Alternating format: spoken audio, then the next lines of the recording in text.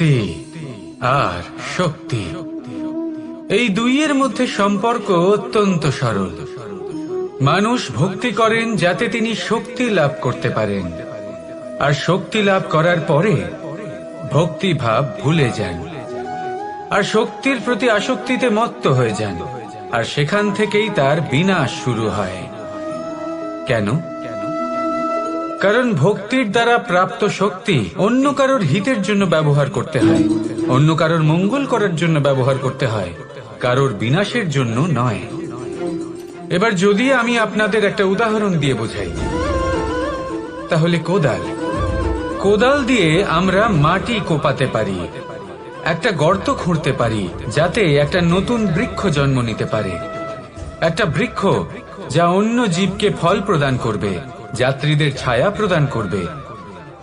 কিন্তু এই কোদালের ব্যবহার যদি আমরা অন্য কারোর ক্ষতি করার জন্য করি, তাহলে ক্ষতি শুধুমাত্র আমাদেরই হবে। তাই জীবনে যদি আপনি কোনো শক্তি লাভ করেন, হয়তো ভক্তির দ্বারা বা অন্য যেখান থেকেই হোক, তার সদ্ব্যবহার করতে শিখুন, নয়তো এই প্রাপ্ত শক্তি আপনার পতনের কারণ হয়ে দাঁড়াবে। তাহলে আসুন আমার সাথে ভালোবেসে বলুন, রাধা রাধা। কর্ম, ধর্ম আর কর্তব্য, এই তিনটি একে অপরের সাথে জড়িত। আর অনেক সময় এই তিনটি পালন করতে করতে আমাদের সেই ব্যক্তির সামনে গিয়ে দাঁড়াতে হয়, তার বিরুদ্ধেই যেতে হয় যাকে আমরা সব থেকে বেশি ভালোবাসি। কিন্তু সেইখানে এই যুদ্ধ কোনো ব্যক্তিগত যুদ্ধ থাকে না, এ হলো কর্ম, ধর্ম আর কর্তব্যের যুদ্ধ। এটা সরল নয়, অত্যন্ত কঠিন হয় তার সম্মুখীন হওয়া যাকে আমরা সব থেকে বেশি সম্মান করি। কিন্তু আমাদের তো আমাদের ধর্মের পথে চলতেই হবে, কারণ আমরা কর্মবদ্ধ, কর্তব্যবদ্ধ, আর এটাই করা উচিত। শুধু এটুকু মনে রাখবেন, যদি আপনার উদ্দেশ্য শুভ হয়, আপনার ভাবনা শুভ হয়, আপনি যদি কর্ম, ধর্ম আর কর্তব্যের পথে অগ্রসর হন, তাহলে এই প্রক্রিয়াতে যদি আপনাকে আপনার আরাধ্যেরও সামনে দাঁড়াতে হয়, তাহলেও আপনার কোনো ক্ষতি হবে না। তাহলে আসুন আর আমার সাথে ভালোবেসে বলুন, রাধা রাধা। সাথী, সাথী এই শব্দটির ব্যাখ্যা কে কিভাবে করে? মিত্র, সখা, বন্ধু। কিন্তু অর্থ একটাই, তিনি যিনি আপনার সঙ্গী হন আর তিনি যার সাথী আপনি হন। এবার সব থেকে বড় প্রশ্ন হলো এটাই যে তিনি কে হতে পারেন যাকে আপনি আপনার সাথী বলে মেনে নিতে পারেন, নিজের সখা, নিজের মিত্র, নিজের বন্ধু মেনে নিতে পারেন। আপনার সাথী হলেন তিনি যিনি দুঃখের সময় আপনার পাশে থাকবেন, আপনার হাত ধরে থাকবেন। আপনার সাথী হলেন তিনি যার হাত আপনি নিজের সুখের দিনে ধরে থাকবেন। সেই সাথীরই হাত ধরুন যিনি দুঃখে সবসময় আপনাকে সাহায্য করার জন্য তৎপর হয়ে থাকেন, আপনার পাশে থাকেন, আর যাকে সুখের দিনে আপনি আপনার সাথে রাখতে পারেন। আর যখন আপনার সাথে আপনার এই সাথী থাকবে, তখন আপনি এটা বুঝবেন যে যখন জীবনে দুঃখ আসে, তখন এই দুঃখ কমে যায়, সবার মধ্যে ভাগ হয়ে যায়। আর যদি তখন সুখ আসে, তাহলে সেটা সবার উপস্থিতিতে আরো বেড়ে যায়। এটাই হলো প্রেম, এটাই হলো ভালোবাসা, এটাই হলো সঙ্গ, যেমন সম্পর্ক আমার আর রাধার মাঝে। তাহলে আসুন আর আমার সাথে ভালোবেসে বলুন, রাধা রাধা। মানুষ জীবনে তিনটে কাজ অবশ্যই করে থাকে, কিছু দান করে, কিছু গ্রহণ করে, আর কিছু ত্যাগ করে দেয়। এটাও ভাবতে থাকে যে এটা করলে কিভাবে করবে। দেবার জন্য পর্যাপ্ত ধন নেই, নেবার জন্য সংসারে অত স্নেহ নেই, আর ত্যাগ করার জন্য জীবনে এত সুখই নেই, তাহলে কিভাবে করবে? আসলে আমরা বস্তুগত চাহিদা অর্জনে এত ব্যস্ত হয়ে পড়ি যে আমরা বুঝতেই পারি না যে কি নেবার আছে, কি দেবার আছে, আর কি ত্যাগ করার আছে।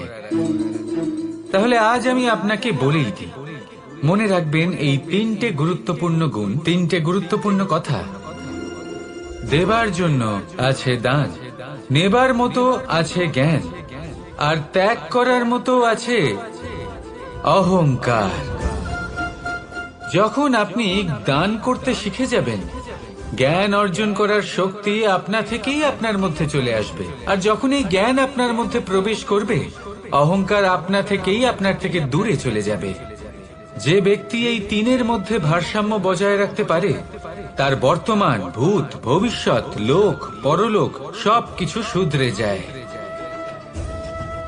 যেই দিন আপনি দান করতে শিখে যাবেন, জ্ঞান আহরণ করতে শিখে যাবেন, অভিমান ত্যাগ করতে শিখে যাবেন, আপনার সর্বশক্তিশালী, সর্বশক্তিমান পরমেশ্বরেরও প্রয়োজন পড়বে না।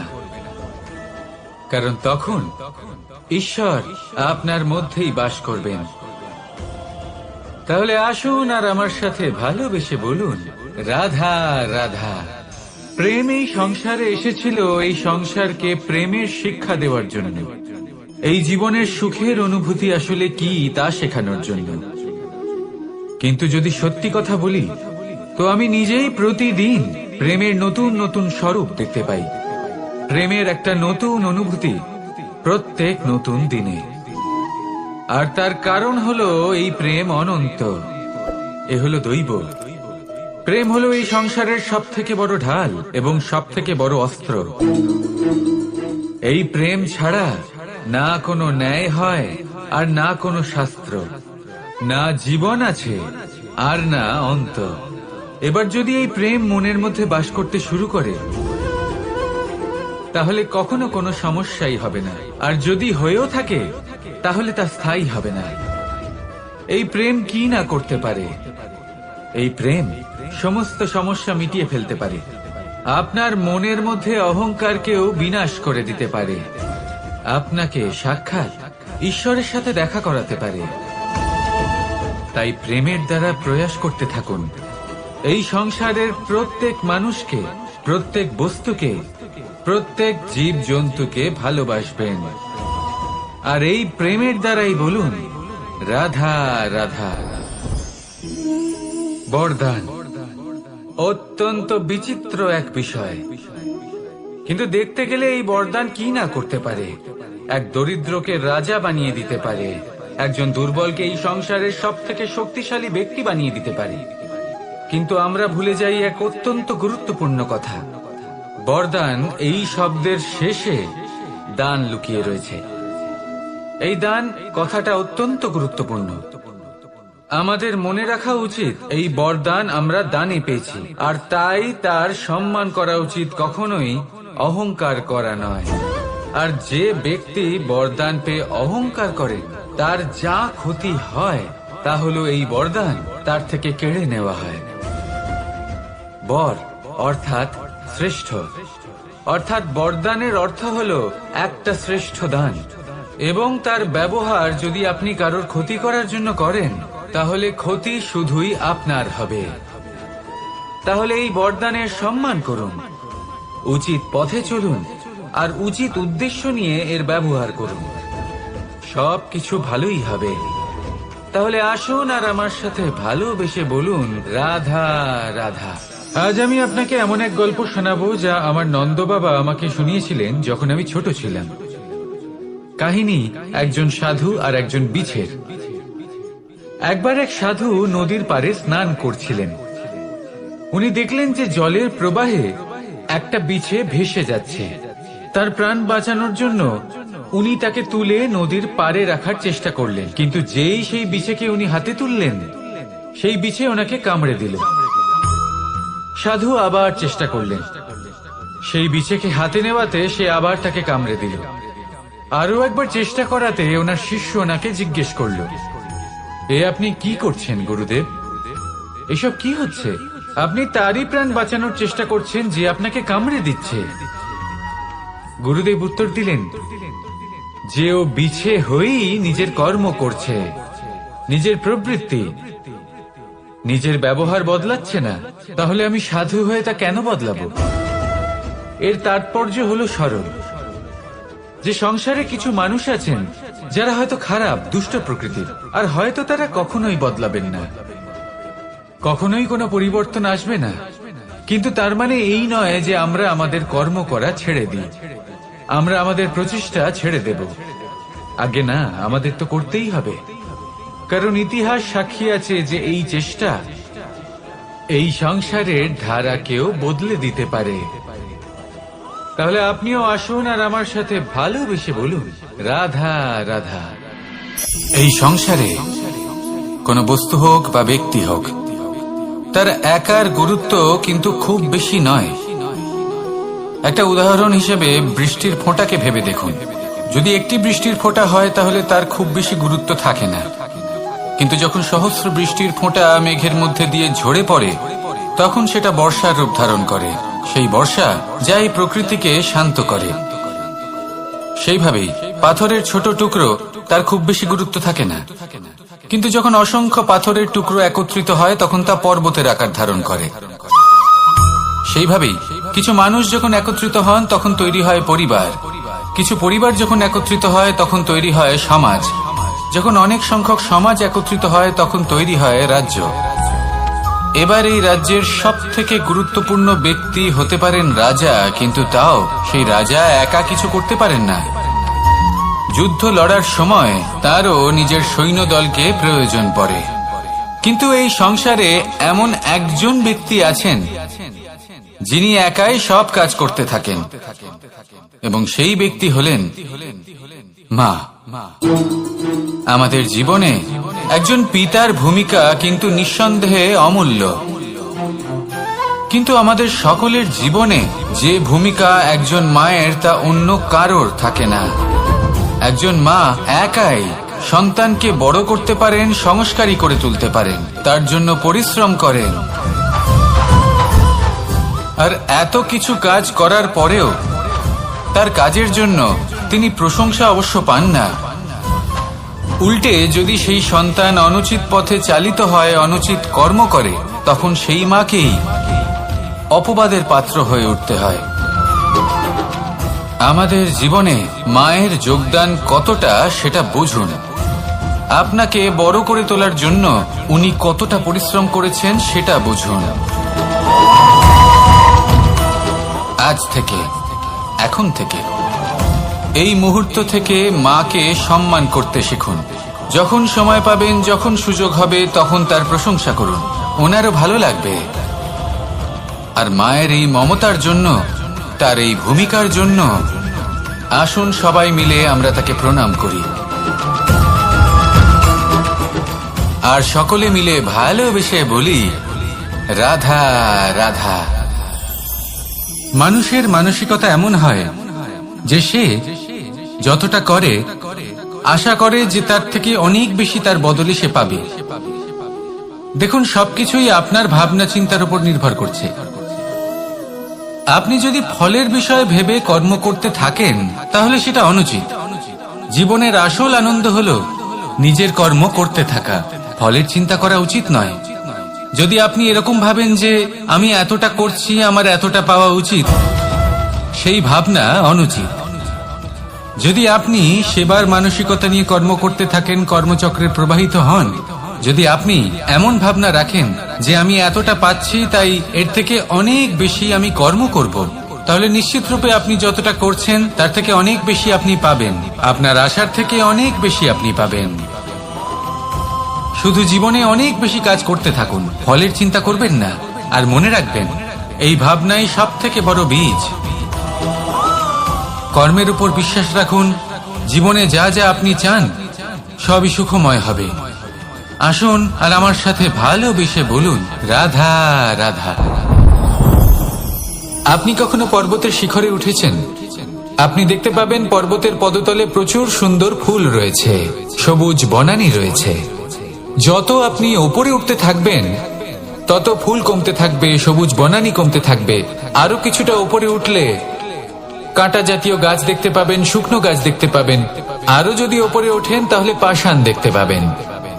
আরো উপরে উঠলে হিমখণ্ড দেখতে পাবেন। এই যে পর্বত, তা মনুষ্য জীবনের সব থেকে উত্তম উদাহরণ। মানুষ যখন সাফল্যের শিখরে পৌঁছতে চান, মহানুভবতার শিখরে পৌঁছতে চান, পথে যত আস্তে আস্তে উপরে উঠতে থাকেন ততই ভৌতিক বস্তু তার থেকে বিচ্ছিন্ন হতে থাকে।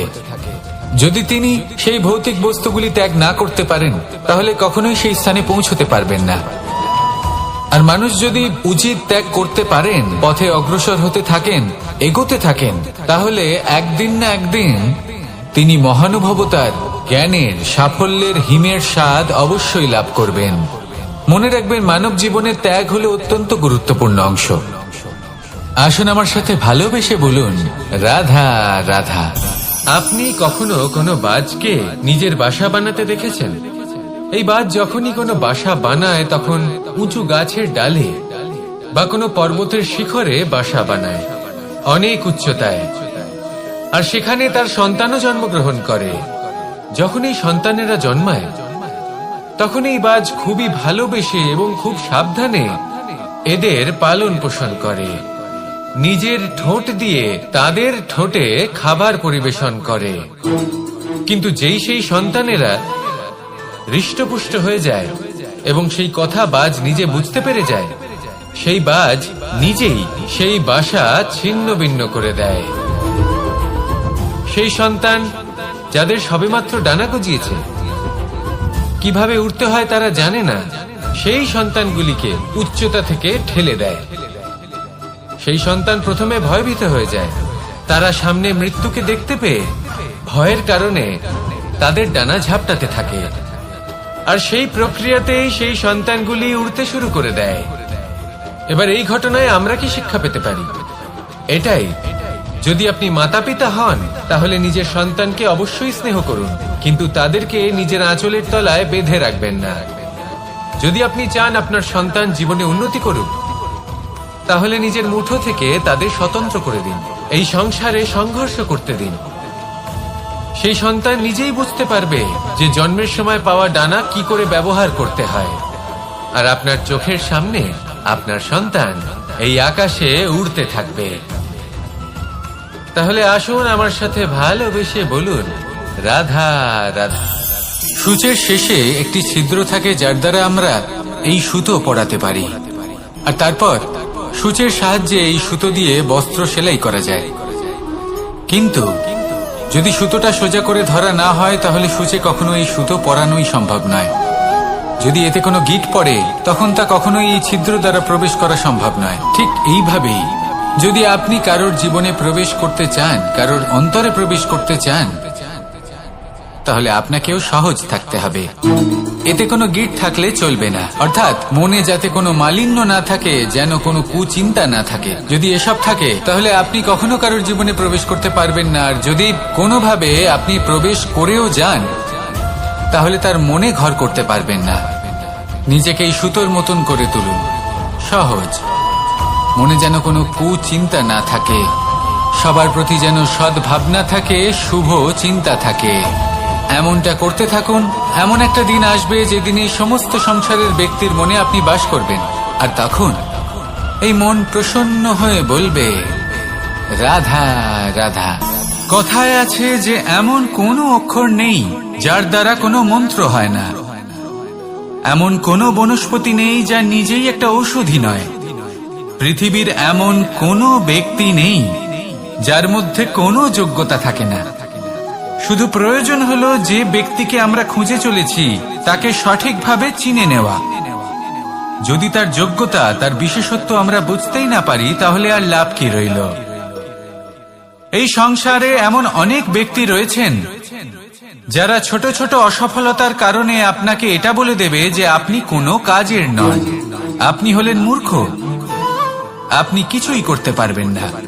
এইসব কথায় কখনোই বিশ্বাস করবেন না, কারণ আপনি এবং প্রত্যেকটি জীব এই পরমাত্মা এবং এই প্রকৃতির সৃষ্টি, যা অত্যন্ত বিশেষ। যদি আপনাকে উদাহরণ দিই তাহলে একদিকে আছে তরোয়াল, একটা বড় লম্বা তরোয়াল যার দ্বারা যুদ্ধ করা যায়, জয়লাভ করা যায়। আর অন্যদিকে রয়েছে একটা ছোট্ট সূচ, কিন্তু যে কাজ একটা ছোট্ট সূচ করতে পারে তা একটা তরোয়াল দ্বারা সম্ভব নয়। এর অর্থ হলো এটাই যে প্রত্যেকটা রচনা অত্যন্ত অমূল্য এবং অত্যন্ত বিশেষ হয়। তাহলে বিশ্বাস রাখুন যে আপনি অত্যন্ত বিশেষ একজন, আর প্রেমের সাথে বলুন, রাধা রাধা। মানুষ অসুস্থ কেন হন? শারীরিক দুর্বলতার কারণে? না, মানুষ অসুস্থ হন তার মানসিকতার কারণে, তার বিবেকের কারণে, তার কর্মের কারণে, তার ক্রোধের কারণে। আর যখন কেউ সুস্থ হন, ঠিক হয়ে যান, তার মানে এটা নয় যে শুধু ওষুধের জন্য তিনি সুস্থ হয়েছেন। না, এটা কারোর তার প্রতি প্রেমের প্রভাব, বিশ্বাসের প্রভাব, সম্বলের প্রভাব। শুধুমাত্র ওষুধ দিয়ে কিছুই হয় না। যদি মনে প্রেম থাকে, বিবেক থাকে, বিশ্বাস থাকে, সম্বল থাকে, তবেই সেই ওষুধ কাজ করতে পারে। তাই মনে রাখবেন, এই জীবন হলো অত্যন্ত ছোট। মনে প্রেম ভাব রাখুন, মিত্রতা করুন, শত্রুতা নয়। ভালোবাসুন, বিদ্বেষ নয়। আর এই ভালোবাসার সাথেই বলুন রাধা রাধা।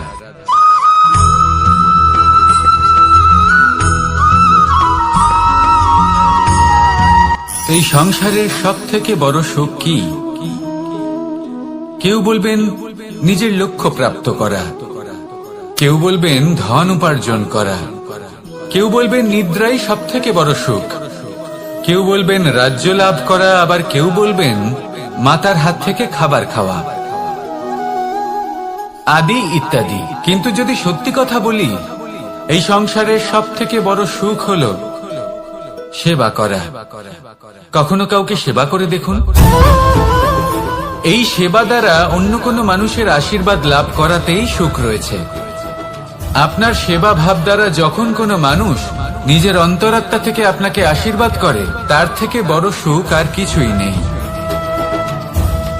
কারণ প্রত্যেক মানুষের মধ্যে ঈশ্বর বাস করেন। নরের সেবাই হলো নারায়ণের সেবা। নিষ্কাম সেবা করাই হলো সব থেকে বড় সুখ। তাই নিজের অন্তরে সেবার এই ভাব জাগ্রত করুন। যে সুখের কথা আমি বলছি, সেই সুখ অনুভব করেই দেখুন। এই মন সুপ্রসন্ন হয়ে বলবে রাধা রাধা।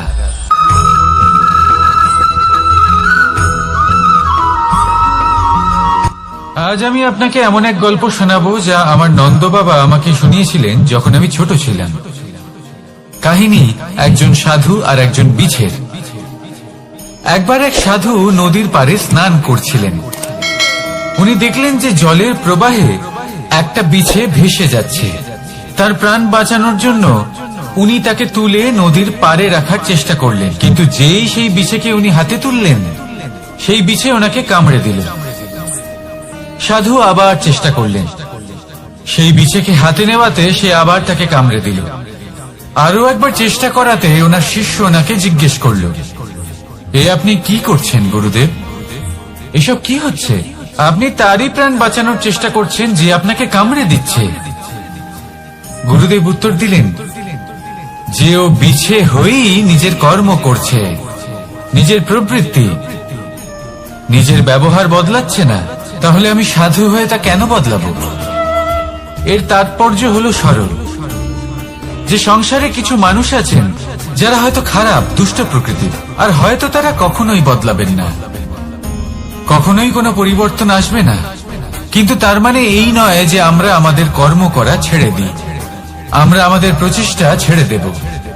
আগে না, আমাদের তো করতেই হবে।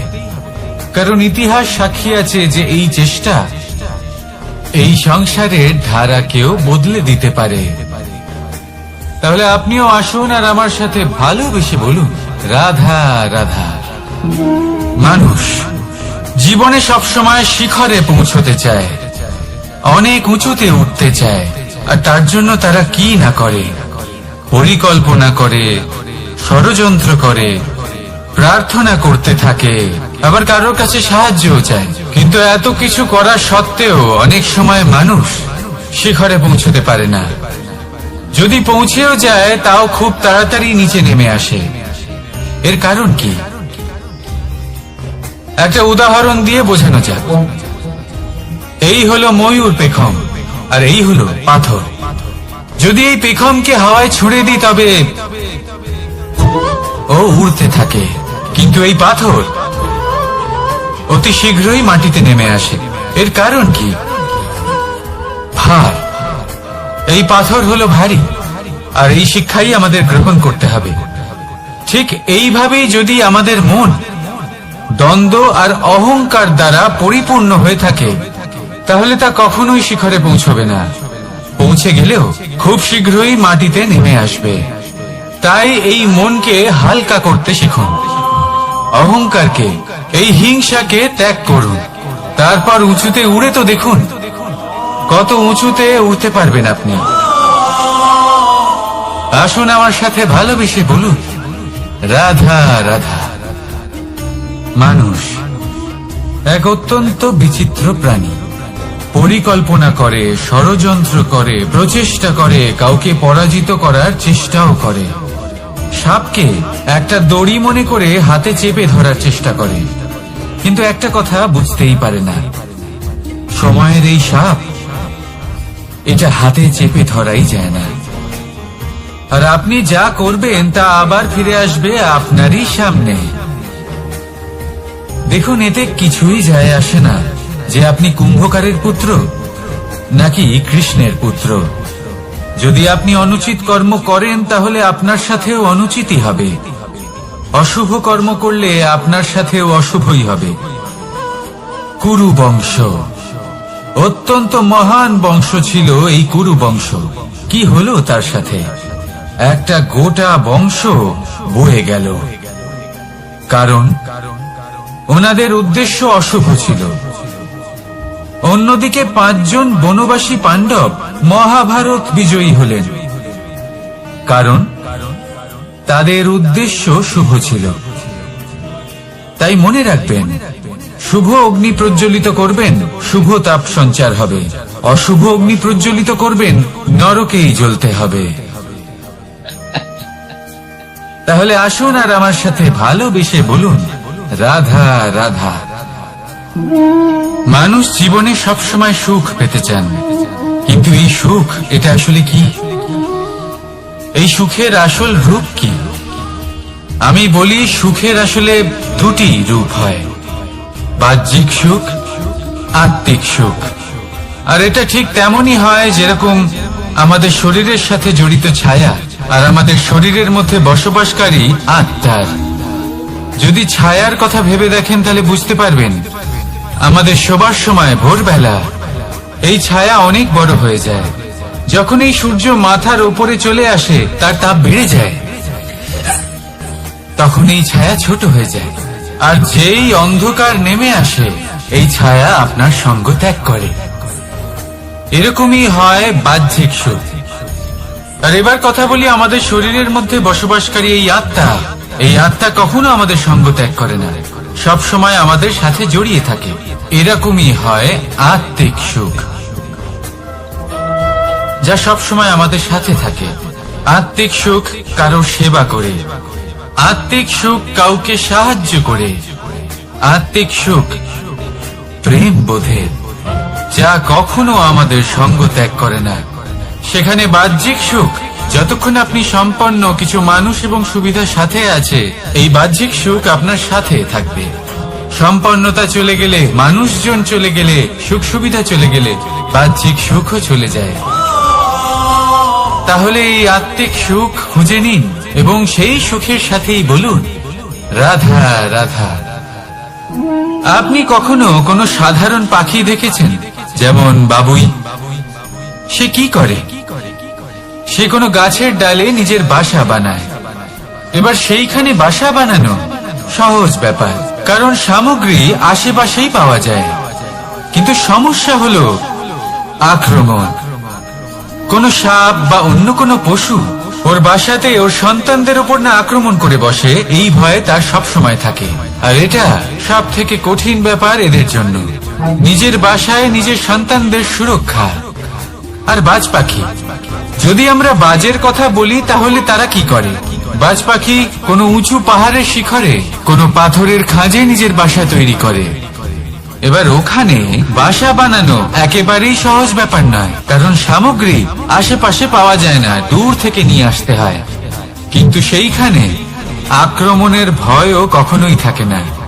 এইভাবে উচিত রূপে ও নিজের বাসা রক্ষা করতে পারে, নিজের সন্তানদের রক্ষা করতে পারে। এর সারমর্ম হলো এটাই যদি সমস্যা বড় হয় তাহলে সমাধানও উচ্চমানের হওয়া উচিত। একটা বাজ পাখির মতো ভাবা আরম্ভ করে দিন।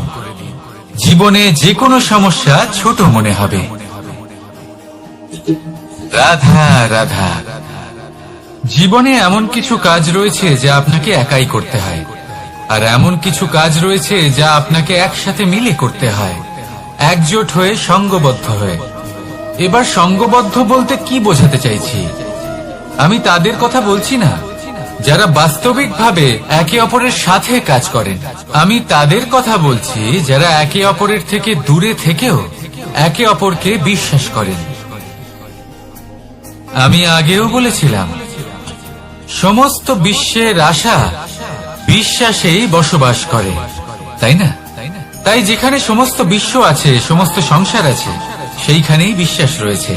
তাই আপনার আশেপাশে এমন দল সঙ্গবদ্ধ করুন যাদের আপনার উপর বিশ্বাস আছে আর যাদেরকে আপনি বিশ্বাস করতে পারেন। তাহলে আসুন আর আমার সাথে ভালোবেসে বলুন, রাধা রাধা।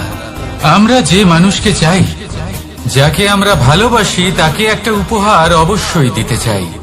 এমন এক উপহার যা ওনার ভালো লাগবে, যা শ্রেষ্ঠ হবে, অতি প্রিয় হবে, বহুমূল্য হবে, বা বলতে পারেন মূল্যবান হবে। তাই আমরা কি করি? আমরা বাজারে যাই, তার জন্য স্বর্ণ, আভূষণ, হিরে, মুক্ত এইসব নিয়ে আসি। কিন্তু এটাই কি সর্বশ্রেষ্ঠ উপহার? কখনোই না। সর্বশ্রেষ্ঠ উপহার হলো স্বাধীনতা। তাকে নিজের মনের মতো বাঁচার স্বাধীনতা। যদি আপনি কাউকে স্বাধীনতা না দিতে পারেন, তাহলে সে কোথাও না কোথাও বন্দী হয়ে যায়, তার বিকাশ কোথাও না কোথাও আটকে যায়। কিন্তু যদি আপনি কাউকে স্বাধীনতা দিতে পারেন, তাহলে আপনি দেখবেন ও সমস্ত সংসারকে, এই জীবনকে নিজের দৃষ্টিভঙ্গি দিয়ে দেখবে, বুঝবে যে কোনটা হলো উচিত আর কোনটা হলো অনুচিত। আর এটাই হলো সর্বশ্রেষ্ঠ। আর এবার যদি কাউকে স্বাধীনতার মাধ্যমে এত বড় একটা শক্তি দিতে পারেন, তাহলে আপনি আমাকে বলুন, এর থেকে বড় উপহার আর কি হতে পারে? আসুন আর আমার সাথে ভালোবেসে বলুন, রাধা রাধা।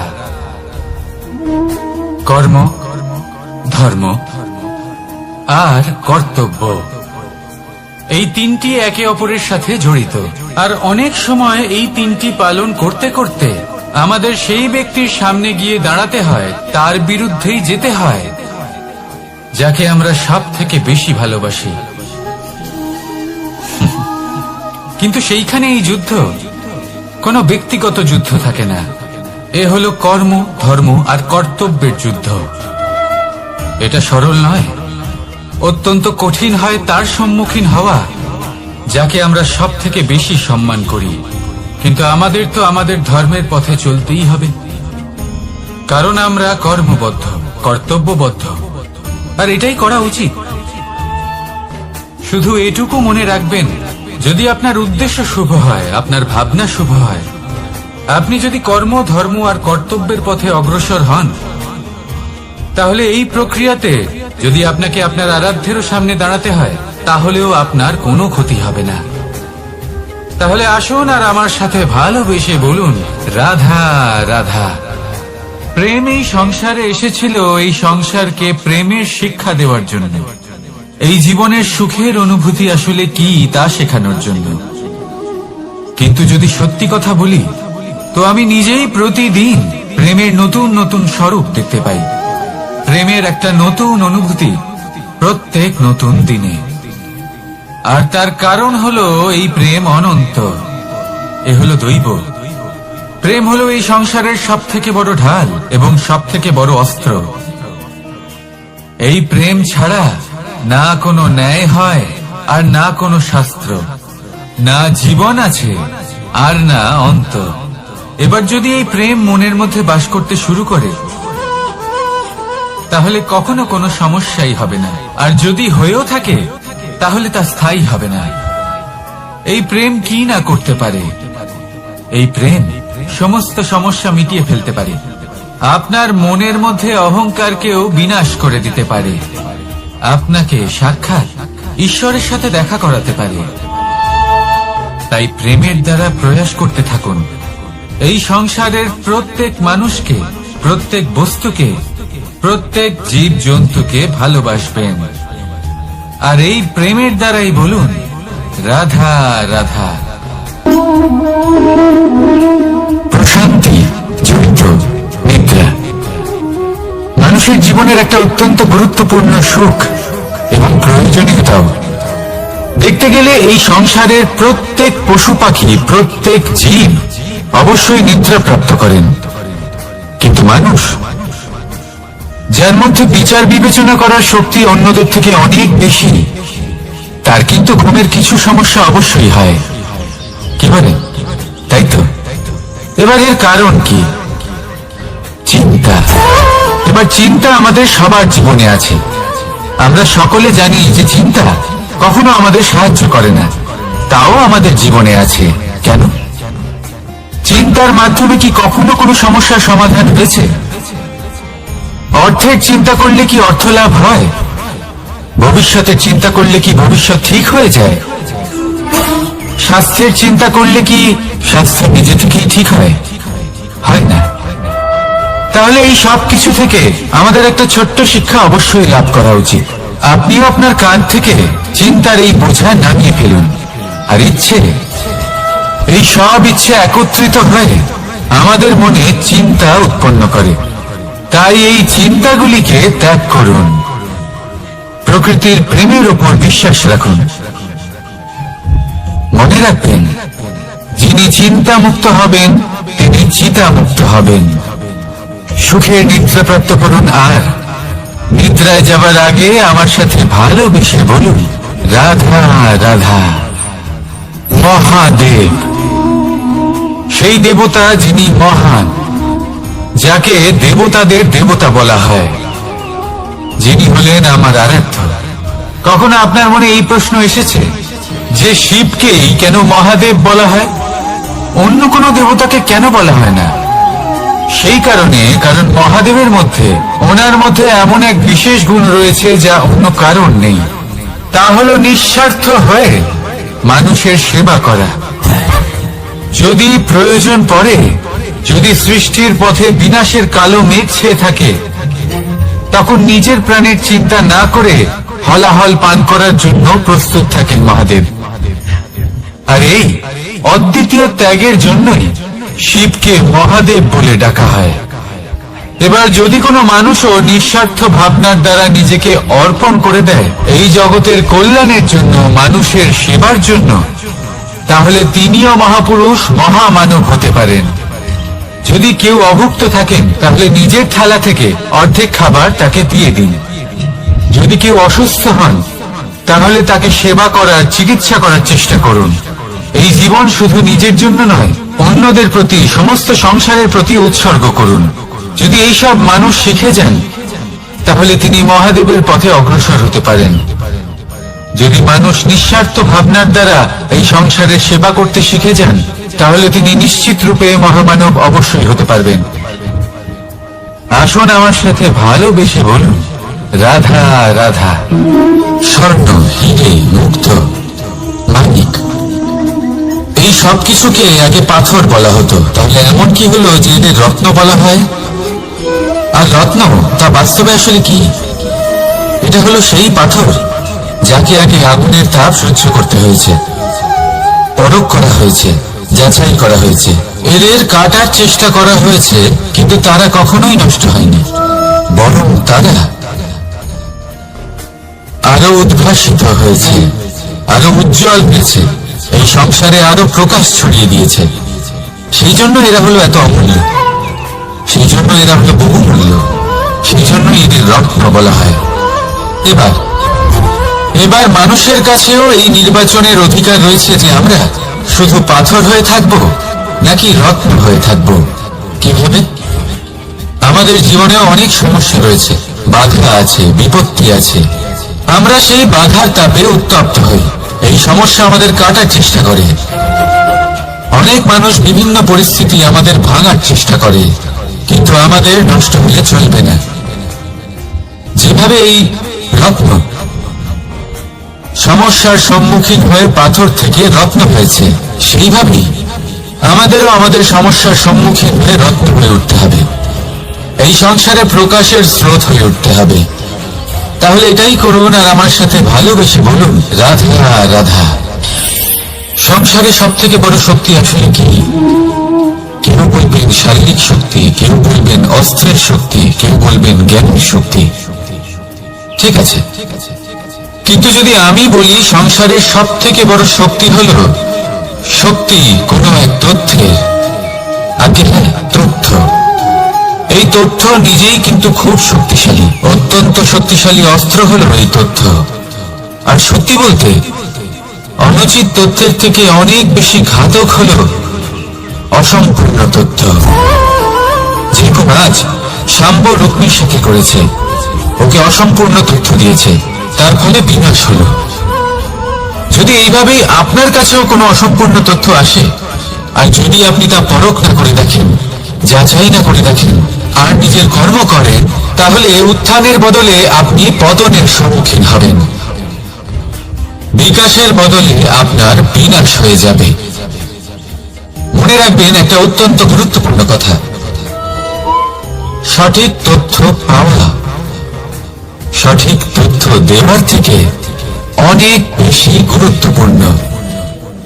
আশা করি এই কথা আপনি বুঝেছেন।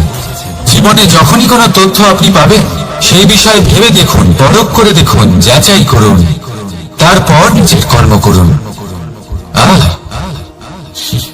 আমার সাথে ভালোবেসে বলুন, রাধা রাধা।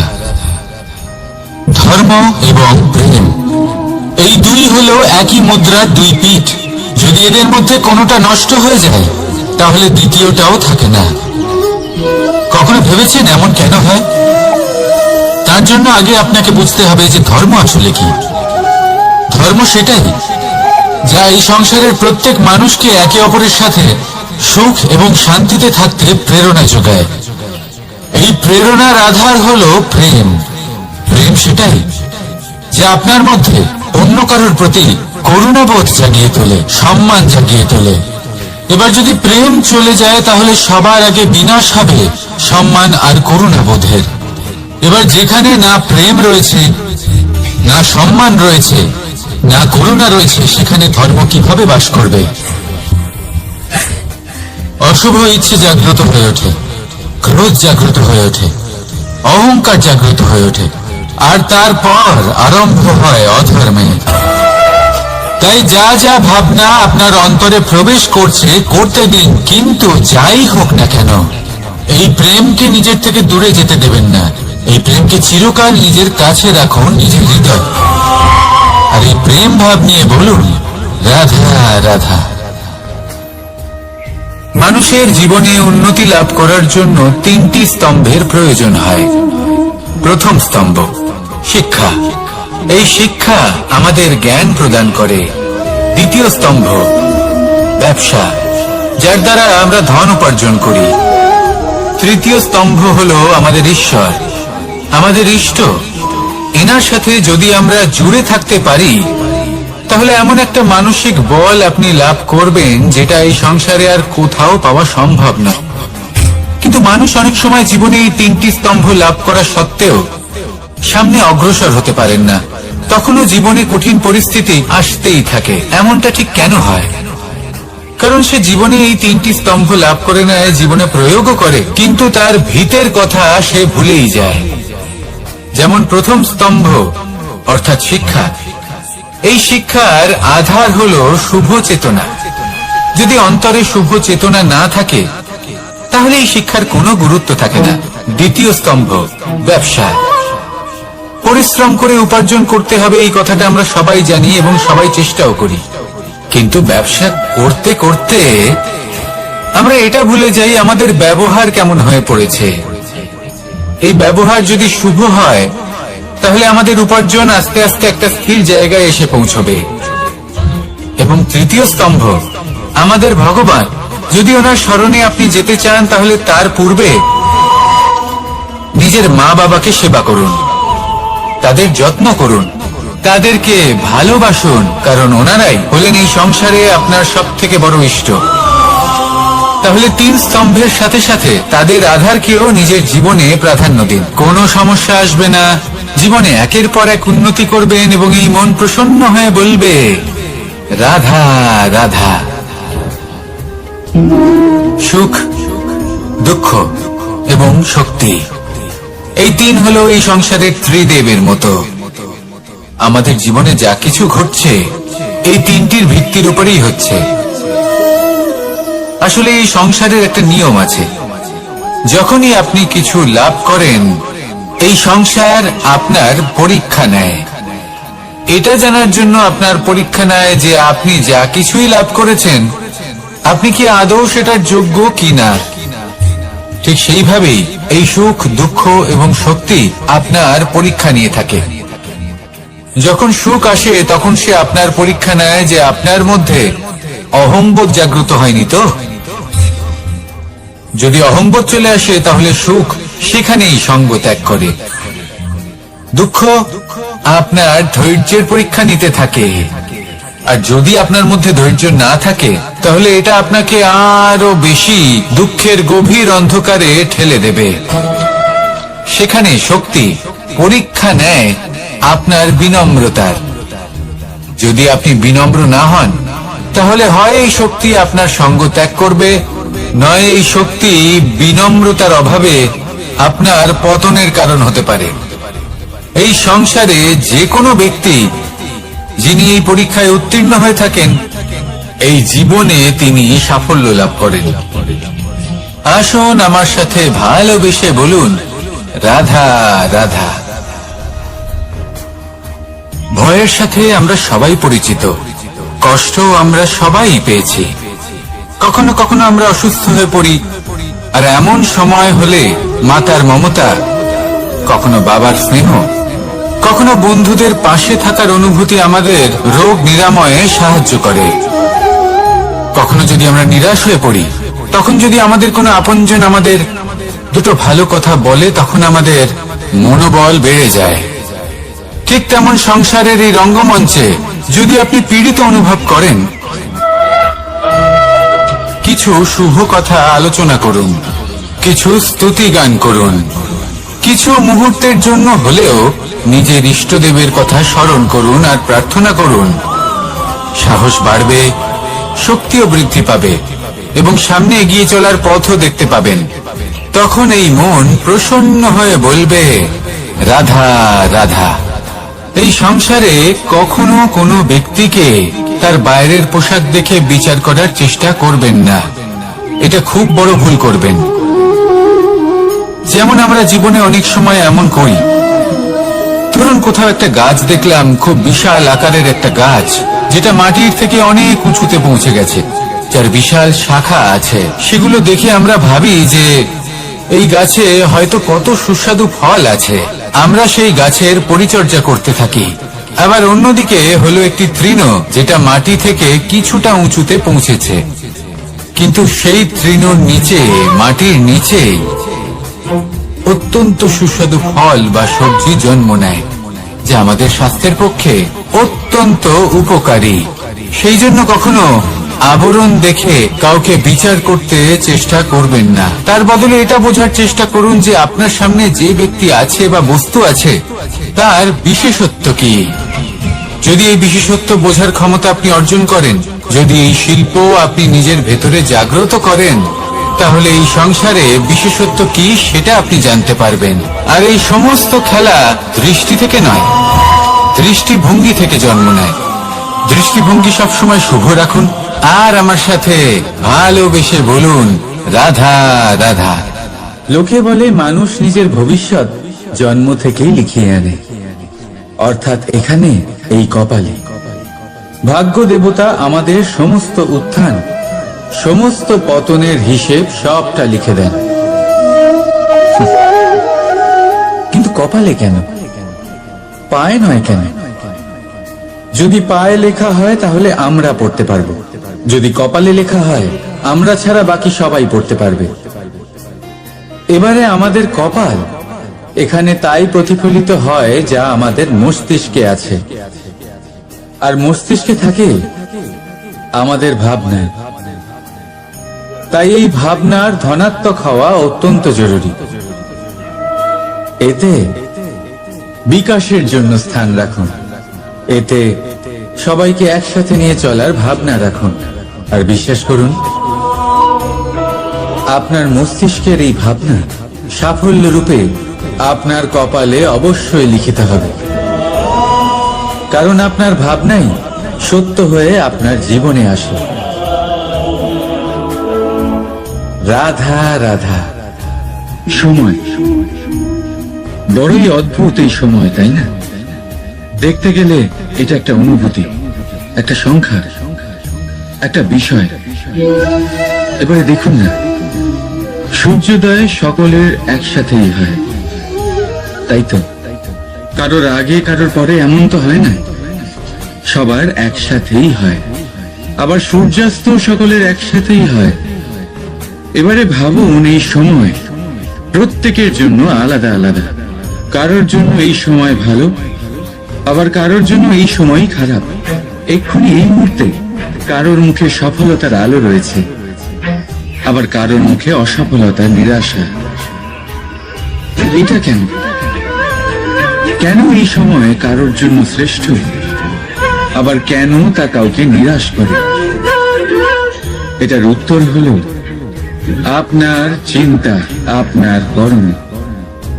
যেমন আপনার চিন্তাধারা, তেমন আপনার কর্ম, আর তেমনই হবে আপনার এই সময়। আপনি জীবনে সুখ তখনই পাবেন যখন আপনি কারোর মুখে আশার আলো এনে দেবেন। আপনি আনন্দ তখনই পাবেন যখন আপনি কাউকে খুশি করবেন। হ্যাঁ, এটা ঠিক যে কাউকে খুশি করা সবসময় আপনার হাতে নেই, কিন্তু আপনার হাতে এটা অবশ্যই আছে যে আপনি কাউকে দুঃখ না দেন, কাউকে নিরাশ না করেন। আর কোনো ব্যক্তিকে দুঃখ না দেওয়ার এই চেষ্টাও আপনার কর্মই বটে। আর এই শুভ কর্মের ফল আপনাকে প্রকৃতি অবশ্যই দেবে। তাই মনে রাখবেন, ভালো সময় তারই আসে যে কখনো কারোর খারাপ চায় না। রাধা রাধা। লোকে আমাকে সবসময় জিজ্ঞেস করে যে কানাই, এখন তুমি বড় হয়ে গেছো, এই বাচ্চাদের সাথে থেকে তুমি সবসময় দুষ্টুমি করো কেন? তুমি বড় হয়ে গেছো, বড়দের মতো থাকো। বেশিরভাগ লোকে এটা বুঝতে পারে না, ভাবে উনি তো ভগবান, ভগবানের মতো গম্ভীর নয় কেন? এবারে আমি কি করে বোঝাবো সবাইকে যে আমার ভগবান হওয়ার পিছনে যে সবচেয়ে বড় রহস্য, তা হলো এই বাচ্চারাই। আমার শক্তি কোথা থেকে আসে? সমস্ত সমস্যার সমাধান করার শক্তি এই বাচ্চাদের থেকেই তো আসে। জীবনে বাঁচার শক্তি, সংসারকে প্রেম শেখাবার শক্তি এই বাচ্চাদের থেকেই আসে। কারণ বাচ্চাদের থেকে বড় কোনো ভগবান হয় না।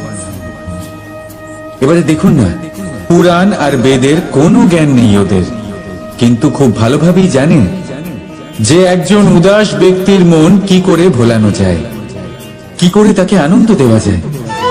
আর এই এক বিশাল ব্যাপার। কোনো ন্যায়, কোনো নীতির জ্ঞান নেই ওদের, কোনো ভেদাভেদ করতে জানে না। কিন্তু এটা অবশ্যই জানে একজন একা অজানা ব্যক্তিকে নিজের দলের সদস্য কি করে বানাতে হয়, কি করে তাকে আপন করতে হয়। আর এই এক বড় ব্যাপার। এই বাচ্চাদের থেকে অনেক কিছু শেখার আছে। তাই আপনারাও নিজেদের জীবনে গম্ভীর হওয়ার চেষ্টা কখনোই করবেন না। আর যদি করেন, তাহলে এই সংসার খুবই নিরস লাগবে আপনার। আপনিও বাচ্চাদের মতো নিষ্পাপ থাকুন আর নিজেকে আনন্দে রাখুন। লাভ আর ক্ষতির ঊর্ধ্বে গিয়ে সম্পর্ককে দেখুন। জ্ঞান অর্জন করার পরিবর্তে ভালোবেসে সম্পর্ক পালন করুন। আপনি নিজেই বুঝে যাবেন যে এই সংসার কতটা সুন্দর। রাধা রাধা। মানুষ জন্ম নেয়, আর জন্ম নিলেই তার জীবনযাত্রা শুরু হয়ে যায়। তারপর সে পরিশ্রম করে, লড়াই করে, আর সে তার ফল অবশ্যই পায়। সেই নিজের জীবনযাত্রা নিজেই সাজায়। তার জীবনে ভয় ততক্ষণ প্রবেশ করে না যতক্ষণ না সে জীবনে কিছু অর্জন করে। একবার সে কিছু পেয়ে গেলে তারপরে সেটা হারিয়ে যাওয়ার ভয় মনের মধ্যে জন্ম নেয়। তারপর সে ভাগ্য, জ্যোতিষ, ভবিষ্যৎ এইসব দেখতে ব্যস্ত হয়ে পড়ে। আমি আপনাকে একটা প্রশ্ন করছি, আপনি যখন এই সংসারে এসেছিলেন কি নিয়ে এসেছিলেন যে আপনি হারাবেন? কিছুই না। আপনার বশে আপনার জীবনের সেই মুহূর্তই আছে যা আপনার হাতে আছে, অন্য কিছুই নয়। আপনার হাতে আছে আপনার কর্ম। যে জীবনে দুর্ভাগ্যে হতাশ হয় না, যে অসফলতার জন্য ভেঙে পড়ে না, সেই এই জীবনে বিজয়ী হয়। বলুন, যখন আপনার জীবনে কিছুই ছিল না, কি করেছিলেন? পরিশ্রম করেছিলেন, লড়াই করেছিলেন, আর সেই সব কিছু পেয়েছেন যা পেতে চেয়েছিলেন। তাহলে আজ সব পাওয়ার পর ভয় কিসের? সেই সব জিনিস কি আপনাকে পরিশ্রম করার থেকে আটকায়? না। সেই জন্য নিজের হাতের রেখায় কখনো নিজের পথ খুঁজবেন না, কারণ এই সংসারে যাদের হাতই নেই তারাও নিশ্চিতভাবে তাদের নিজের পথ নিজেই বানিয়ে নেয়। তাহলে আপনার কি নিয়ে চিন্তা? রাধা রাধা।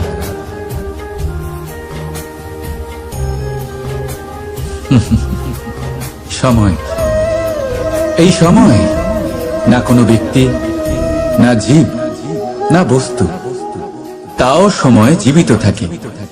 এই সময়ে না জল, না অগ্নি, আর না বায়ু, কিন্তু তাও আমাদের জীবনের আধার। এই সময় দেখতে গেলে মানুষ এই সময়ের হাতের খেলনা। কখনো আমাদের সময় ভালো হয়, আবার কখনো খারাপ।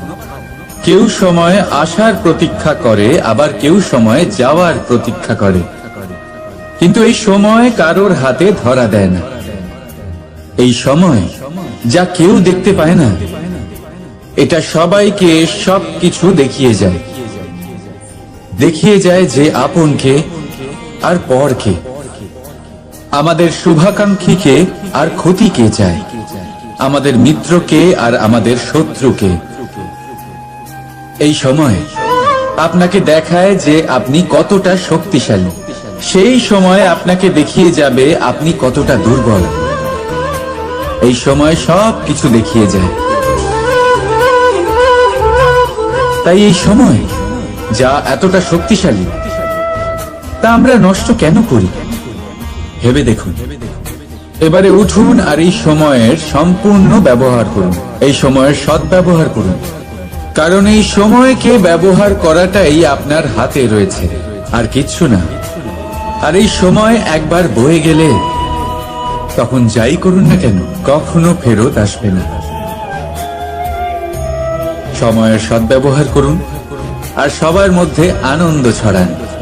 আর আসুন আমার সাথে ভালোবেসে বলুন, রাধা রাধা। আমরা সবাই জীবনে সফল হতে চাই, তাই না? প্রত্যেকের জীবনে ব্যক্তিগত একটা লক্ষ্য আছে, আর প্রত্যেকের জীবনে তাদের লক্ষ্যে পৌঁছানোর আলাদা আলাদা যাত্রা আছে। এবার এই যাত্রায় অগ্রসর হওয়ার জন্য পথের দরকার। পথ, এই পথ, এটা অত্যন্ত গুরুত্বপূর্ণ, আর মানুষ এটাই বুঝে উঠতে পারেন না।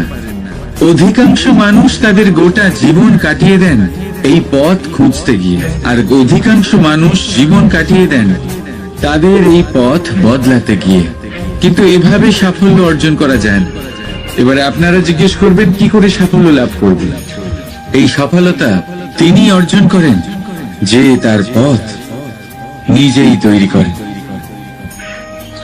দেখুন, যত শক্তি আর যত সময় আপনি পথ খুঁজতে আর বদলাতে গিয়ে নষ্ট করবেন, তার থেকে কম সময় এবং শক্তির দ্বারা আপনি নিজের পথ নিজেই বানাতে পারবেন, নিজের লক্ষ্যে পৌঁছতে পারবেন।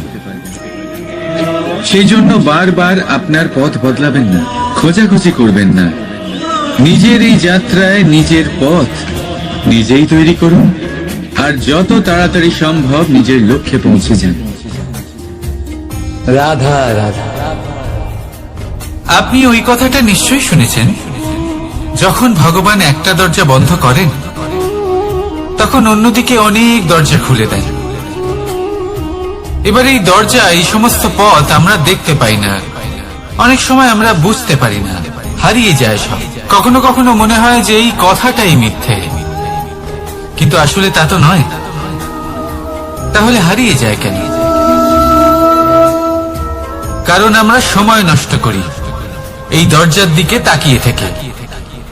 ভাবি এই বুঝি দরজা খুলবে, এবার দরজা খুলবে। অপেক্ষা করতে করতে আমরা অনেক সময় নষ্ট করে ফেলি। এত সময় নষ্ট করি যে আমরা দেখতে পাই না, খুঁজে পাই না সেই সমস্ত দরজা আর পথ যা আমাদের জন্য খোলা রয়েছে। যদি খুঁজেই না পাই তাহলে তা ব্যবহার করব কি করে? মনে রাখুন, ভগবান সব সময় আমাদের সাথে রয়েছেন, আমাদের সাহায্য করছেন। এই পথ সব সময় আছে, সর্বত্র আছে। দরকার রয়েছে শুধুমাত্র দৃষ্টির, দৃষ্টিভঙ্গি এবং ভাবনা। এই দৃষ্টিকে বিস্তৃত করুন, এই দৃষ্টিভঙ্গিকে ধনাত্মক করে তুলুন, আর এই ভাবনা এর সীমা একটু বাড়িয়ে তুলুন। তারপর দেখবেন সব খুঁজে পাবেন। আসলে কি, এই যে ঈশ্বর, এই যে পরমাত্মা, তা আমাদের সাথে রয়েছে, আমাদের মনের মধ্যে রয়েছে। যিনি তাকে মন থেকে চাইবেন তিনি তাকে মনের মধ্যে অবশ্যই খুঁজে পাবেন। যদি উনি মন থেকে চান পথ খুঁজে পেতে, তাহলে তিনি অবশ্যই পথ খুঁজে পাবেন। তাহলে আসুন আমার সাথে ভালোবেসে বলুন, রাধা রাধা। ধর্ম, আমরা সকলে ধর্মের বিষয়ে কথা বলি, কখনো নিজের ধর্মের বিষয় আর কখনো অন্যের ধর্মের বিষয়। কখনো আমরা অধর্ম দেখলে সেই বিষয়ে কথা বলি। অনেক রকম আলোচনা হয়, কিন্তু এই ধর্ম আসলে কি, সেটা কি কেউ বোঝে? যদি আমি আপনাকে উত্তর দিই, এই উত্তর সরল। ধর্ম হলো তাই যা মানুষকে অন্য মানুষের সাথে, সমস্ত বিশ্ব সংসারের সাথে আনন্দ সহকারে বাঁচতে শেখায়। সেই জন্য আপনি যদি কখনো কোনো ধর্মীয় স্থানে যান, সেই ধর্মীয় স্থানে গিয়ে আপনার শান্তির অনুভূতি হয়, তাই না? কিন্তু দেখুন, ধর্মের জ্ঞান থাকলেই সেই মানুষ ধর্মের পথে চলতে পারবে এমন কোনো কথা নেই। অনেক সময় সম্পর্কে যখন সংঘর্ষ বেড়ে যায়, তখন ইচ্ছের জন্ম হয়, ক্রোধের জন্ম হয়, অহংকারের জন্ম হয়, আর তারপর বিনাশ হয়ে যায় এই ধর্মে।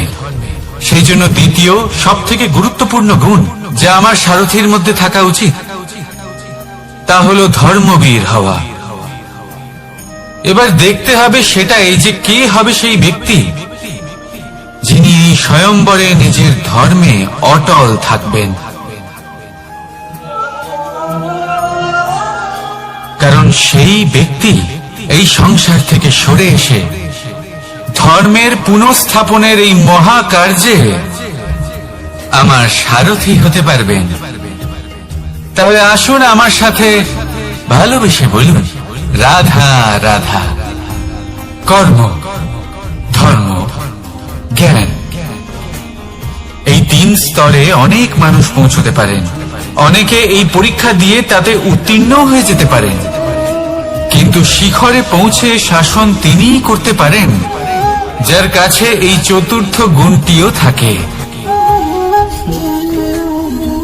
সমর্পণ। অত্যন্ত গুরুত্বপূর্ণ একটা গুণ এটা। এই সমর্পণ আসলে অত্যন্ত গুরুত্বপূর্ণ। পূর্ণ সমর্পণ দরকার নিজের লক্ষ্যের প্রতি, সমর্পণ নিজের কর্তব্যের প্রতি, সমর্পণ নিজের আত্মার থেকে নির্গত স্বরের প্রতি, সমর্পণ নিজের রথির প্রতি, অর্থাৎ আমার প্রতি। এবার এই পরীক্ষায় অত্যন্ত কঠিন এক বাঁক আসতে চলেছে, যেখানে সারথীকে সমর্পণের নিরিখে পরীক্ষা করা হবে, আর তাতে উত্তীর্ণ হওয়ার পরেই তার হাতে ধর্ম স্থাপনের রথের রাশ তুলে দেওয়া হবে। দেখা যাক কি হয়। ততক্ষণ আপনি প্রসন্ন থাকুন আর আমার সাথে ভালোবেসে বলুন রাধা রাধা। যখন একজন ভক্ত এবং তার ভগবান এক আকার ধারণ করেন, যখন একজন ভক্ত নিজের ভগবানের প্রতি, নিজের জীবনের লক্ষ্যের প্রতি সম্পূর্ণরূপে সমর্পিত হয়ে যান, তখন জন্মগ্রহণ করে ভক্তি। আর তখন সংসারের সমস্ত আশা তিনি ত্যাগ করতে পারেন। সমস্ত আশা শেষ হতে পারে, কিন্তু মানুষের সঙ্গ ভক্তি কখনো ত্যাগ করে না। যখন ভক্ত ও ভগবান এক আকার ধারণ করেন, এক হয়ে যান, তখন রথী এবং সারথীর মধ্যে কোনো পার্থক্য থাকে না। তারাও এক হয়ে যান। একটাই ব্যক্তিত্ব, একটাই অস্তিত্ব। আর সেই জন্যই কখনো কখনো রথীর আদেশ ছাড়াই সারথী রথ চালিয়ে দেন, আবার কখনো সারথীর পরামর্শ ছাড়াই রথী আক্রমণ করে ফেলেন। এ তো শুধুমাত্র আরো একটা গুণ সেই সারথীর মধ্যে, যিনি ধর্ম স্থাপনার মহান কাজে আমার সারথী হতে চলেছেন। তাহলে আসুন আমার সাথে ভালোবেসে বলুন রাধা রাধা। ভাগ করে নেওয়া বা বন্টন করা প্রত্যেক মানুষের জীবনে অবশ্যই হয়ে থাকে, আর অনেক সময় এটা জীবনে অতি আবশ্যক হয়ে পড়ে। কিন্তু ভাগ করার মনোকামনা তার থেকেও বেশি গুরুত্বপূর্ণ হলো যে কোন ঘটনার আধারে এই বাটোয়ারা হলো। অনেক সময় এই বাটোয়ারা হলো শান্তির প্রতীক, আবার অনেক সময় এই বাটোয়ারা বিপ্লব ঘটাতে পারে, এমন এক বিপ্লব যা মহাযুদ্ধ ঘটিয়ে দিতে পারে। দেখুন, বাটোয়ারা সম্পত্তির হোক বা হোক ভিক্ষার, শিক্ষা কিন্তু একটাই। জীবনে অনেক সময় বাটোয়ারা দরকার হতে পারে, কিন্তু যতদূর সম্ভব তা এড়িয়ে চলুন, একসাথে মিলে এগিয়ে চলুন। কারণ দেখুন, এই যে বাটোয়ারা ভাগ করে দেয়, আর সেখানেই একতা আপনাকে অগ্রসর করে। তাহলে আপনিও এটাই করুন, একসাথে মিলে সামনে এগোন, আর আমার সাথে ভালোবেসে বলুন রাধা রাধা। আত্মীয় স্বজন কারা হন? তারাই যারা সুখে দুঃখে পাশে থাকেন, তারা যারা বিপদের সময় আপনার পাশে এসে দাঁড়ান। এবার দেখুন, একটা প্রশ্ন করব আপনাদের, সব থেকে ঘনিষ্ঠ, আবশ্যক এবং গুরুত্বপূর্ণ আত্মীয় কারা, বিশেষ করে বিপদের সময়? কেউ বলবেন মাতা, কেউ বলবেন পিতা, কেউ বলবেন ভাই বোন, ইত্যাদি ইত্যাদি। এবার ভাবুন, আপনি বড় হয়ে গেছেন, আপনি বাড়ি থেকে দূরে চলে গেছেন, পেট ভরানোর জন্য আপনাকে প্রত্যেকদিন চেষ্টা করতে হয়। এমন সময় যদি আপনার জীবনে বিপদ এসে পড়ে, তাহলে কখন আপনার খবর ওনাদের কাছে পৌঁছবে? কতক্ষণে ওনারা সাহায্য করতে আসতে পারবেন? এরকম এক সময় সব থেকে গুরুত্বপূর্ণ আত্মীয় হন আপনার প্রতিবেশী, কারণ তারাই সেই মুহূর্তে আপনার সব থেকে কাছে। আপনি কখনো পরীক্ষা করে দেখবেন, আপনার তার সাথে লক্ষ মতভেদ থাকলেও প্রতিবেশীকে কষ্টের মধ্যে দেখে সবার আগে সাহায্য করতে তারাই এগিয়ে আসেন। তাই প্রতিবেশীর সাথে সম্পর্ক ভালো রাখুন, শুধুমাত্র স্বার্থের জন্য নয়। এটা হলো শান্তিরও আধার। যদি এই সম্পর্ক ভালো থাকে, তাহলে না কথায় কথায় বিবাদ হবে, না মতান্তর। আর এই সুখী সম্পর্কের ছায়ায় মন প্রসন্ন হয়ে বলবে রাধা রাধা। কখনো ভেবে দেখেছেন, মানুষকেই এই সংসারে সর্বশ্রেষ্ঠ প্রাণী কেন বলা হয়? অন্য কোনো প্রাণীকে কেন নয়? শুধু কি এই জন্যই আমরা চিন্তা করতে পারি, আমাদের কাছে তীক্ষ্ণ বুদ্ধি রয়েছে, কোনো কিছু আবিষ্কার করতে পারি, সেই কারণেই? তা তো অন্য কোনো প্রাণীর কাছেও থাকতে পারে। এমন কিছু পশুও রয়েছে যাদের কাছে তীক্ষ্ণ বুদ্ধি আছে। তাহলে মানুষ কেন? কারণ মানুষের কাছে এমন কিছু রয়েছে যা অন্য প্রাণীর কাছে নেই, মানবতা। মানবতা যা সর্বপ্রথম এগিয়ে যেতে চাইলেও যদি পথে কেউ ধাক্কা খেয়ে পড়ে যায়, তাকে আগলে রাখতেও জানে। মনে রাখবেন, আপনার সব থেকে বড় পরিচয় আপনার নাম, আপনার সম্পত্তি বা আপনার ধর্ম নয়। আপনার সব থেকে বড় পরিচয় হল আপনার মানবতা। তাহলে সময় এলে পরে নিজের মানবতার পরিচয় দিন। অন্য মানুষকে সাহায্য করুন, অন্য প্রাণীকে সাহায্য করুন।